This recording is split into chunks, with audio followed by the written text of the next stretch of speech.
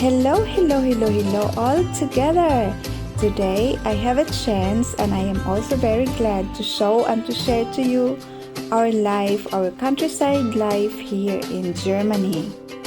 At ngayon mapapakita ko na po sa inyo ang aking harden, ang aking garden po. Ganito po ang buhay namin sa Germany. Meron po akong maliit na luntian. Maliit po na garden. Hi Kuya Papsi Garden, shout out po sa inyo. Ito na po yung garden ko. Makikita nyo na po ang aking garden. At salamat po sa pagsubaybay ng aking mga uploaded videos. Shout out din po kay Kuya JB Channel na taga Bicol. Parang taga Bicol. Nasa Pilipinas po si Kuya JB Channel. Yan po ang channel niya. Marami po siyang ina-upload na videos na meron tayong matutunan. Iba't ibang klase po. Kumbaga kung artista pa po siya, kung isa siyang artista, isa siyang versatile artist. At kay Eric TV na isang barista, mahilig sa kape na nasa Dubai. Hi bro, ito makikita mo yung garden ko.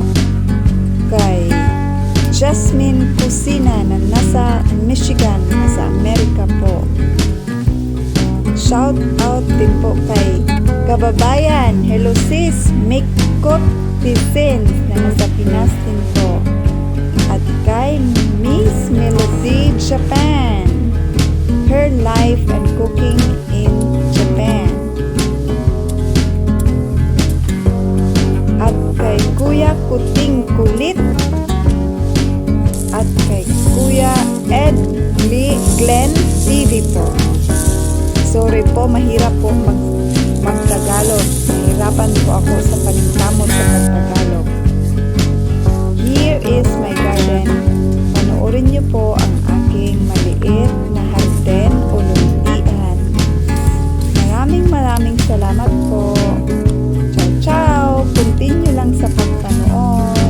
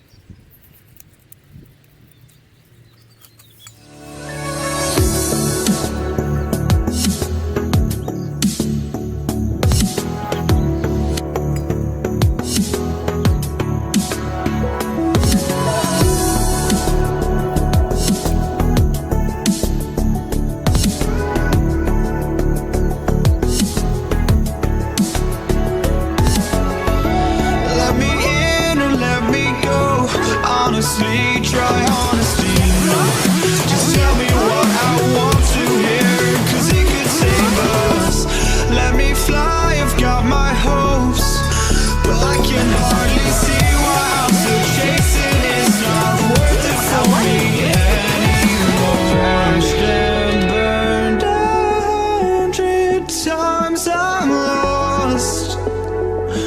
I just can't let this go. Every last chance I had is gone, but I just can't let you know.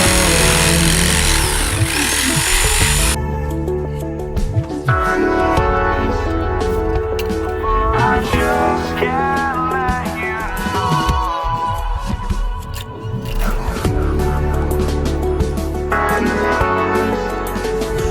But I just can't let you know. Manta nagtagiro ha?